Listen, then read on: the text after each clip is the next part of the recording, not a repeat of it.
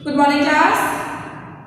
हम पढ़ रहे हैं आपके आरोह की पुस्तक का गद्य भाग स्पीति में बारिश, जिसके लेखक हैं कृष्णनाथ। स्पीति में बारिश एक यात्रा वृत्तांत है। आपने अपनी पिछली क्लासेस में भी इस तरह के पाठ पढ़े होंगे जो कि यात्रा वृत्तांत रहे हैं। यात्रा वृत्तांत में किसी विशेष क्षेत्र के बारे में जो भी लेखक देखता है, वहाँ घूमता है, जो अनुभव करता है, उसे अपने शब्दों में बयां करता है। तो ये जो स्पीति में बारिश है, ये हिमाचल प्रदेश के लाहौल जिले की एक तहसील है। इसके बारे में कृष्णनाथ जी ने लिखा है कि ये घाटियों, दर्रों और तंग रास्तों में बसा हुआ एक प्रदेश है। ये अलग अलग राज्यों में, जिलों में सम्मिलित कर लिया गया, लेकिन इसकी भौगोलिक संरचना इस प्रकार की थी कि यहाँ पहुँचना बहुत कठिन होता था। इसीलिए यहाँ बहुत ज़्यादा डेवलपमेंट, बहुत ज़्यादा विकास नहीं हो पाए। जनसंख्या घनत्व बहुत कम रहा। ठंडा प्रदेश है, तंग रास्ते, गहरी घाटियाँ, नदियों की कमी, वर्षा में कमी, फसलों में कमी।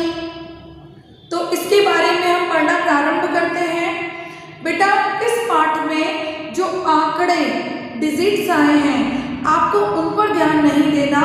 आपसे किसी भी प्रश्न में फैक्ट्स नहीं पूछे जाते, लेकिन आपको ये जो भी इसमें वर्णित कर रहे हैं कि किस प्रकार की वहाँ प्राकृतिक संरचना रही, वहाँ का भौगोलिक वातावरण कैसा है, किस प्रकार की फसलें होती हैं, किस प्रकार का जीवन यापन वहाँ लोग करते हैं, इस पर आपको ध्यान देना है। तो हम पंक्तियाँ पढ़ना प्रारंभ करते हैं। हिमाचल प्रदेश का लाहौल जिला और उसकी तहसील है स्पीति, जिसके बारे में हमारे लेखक कृष्णनाथ ने वर्णन किया है। स्पीति हिमाचल प्रदेश के लाहौल जिले की तहसील है। लाहौल स्पीति का एक योग भी आकस्मिक ही है। इनमें बहुत योगायोग नहीं है, यानी बहुत ज्यादा इसमें बदलाव नहीं है। ऊंचे दर्रे, कठिन रास्तों के कारण ये इतिहास में भी कम रहा। अलग भूगोल यहाँ इतिहास का बड़ा कारण है। जबकि संचार में कुछ सुधार हुआ है, यानी अब जाके संचार में सुधार हुआ है।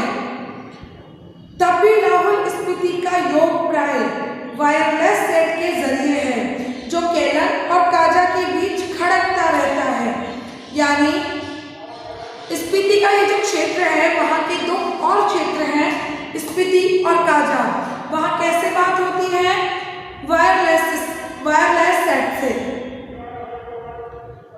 केलंग के बादशाह को वह लगा रहता है कि कहीं काजा का सूबेदार उसकी अवज्ञा तो नहीं कर रहा, कहीं बगावत तो नहीं करने वाला, लेकिन सिवाय वायरलेस सेट पर संदेश भेजने के वह कर भी क्या सकता है। बसंत में 170 मील आना जाना कठिन है, शीत में प्राय असंभव है। यानी केलंग का जो राजा है, उसे हमेशा डर लगा रहता है कि कोई आसपास के क्षेत्र का राजा, सूबेदार उस पर आक्रमण तो नहीं कर देगा। क्यों? क्योंकि सूचनाओं का जो आवागमन है वो जल्दी से नहीं हो पाता। लोग यदि कोई संदेश वाहक भी भेजें तो वह भी जल्दी से जाकर नहीं पहुंचेगा। तो सूचनाओं का, संचार का, आवागमन का जल्दी से पॉसिबल नहीं हो पाता, इसीलिए इन्हें भय सताता रहता है। किसका? आक्रमण का। प्राचीन काल में शायद स्पीति भारतीय साम्राज्यों का अनाम अंग रही है। जब ये साम्राज्य टूटे, यह स्वतंत्र रही। फिर मध्य युग में प्राय लद्दाख मंडल, कभी कश्मीर मंडल, कभी बुशहर मंडल, कभी कुल्लू मंडल, कभी ब्रिटिश भारत के अधीन रही। ये जो स्पीति था, ये अलग अलग मंडलों के अधीन रहा। तब भी प्राय स्वायत्त रही। तब भी ये जो स्पीति क्षेत्र थी, स्पीति तहसील थी, यह स्वतंत्र रही। भूगोल ने सिरजी है। इसकी जो स्वतंत्रता का निर्माण है भूगोल ने किया है। क्यों?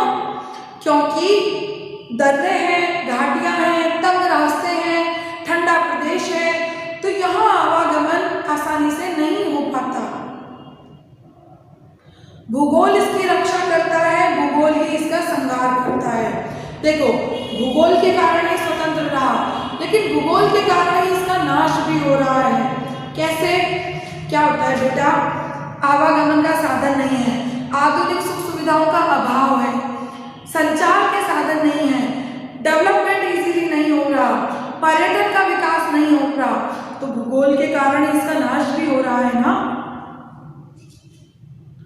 पहले कभी उन राजाओं का कोई हरकारा आता तो उसके आते आते अल्पवसंत बीत जाता।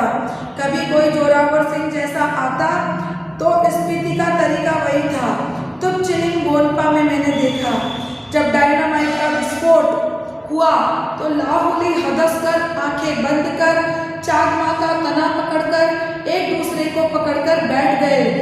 जब धमाका गुजर गया तो फिर डरते डरते आंखें खोलकर उठे। जोरावर सिंह के आक्रमण के समय स्पीति के लोग घर छोड़कर भाग गए।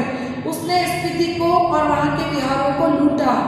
यह अप्रतिकार शायद स्पीति की सुरक्षा की पद्धति है। यानी जोरावर सिंह ने वहां पर आक्रमण किया तो आक्रमण के प्रभाव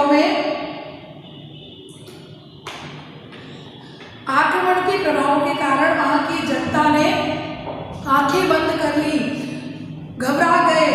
और जब आक्रमण करने के लिए पर्वतीय क्षेत्र है तो डायनामाइट चलाया जाएगा। तो डायनामाइट का विस्फोट गुजर जाने के बाद वो लोग वहां से पलायन कर गए। स्पीति में जनसंख्या लाहौल से भी कम है। 1901 की जनगणना के अनुसार 3231 रही। 1971 की जनगणना के अनुसार 7196 है। इसका क्षेत्रफल 1971 की जनगणना में लाहौल के साथ जोड़कर मिलता है, जो 12,015 वर्ग किलोमीटर है। स्पीति का अलग क्षेत्रफल नहीं दिया गया। इंपीरियल गजेटियर के अनुसार यह क्षेत्रफल 2155 वर्ग मील है।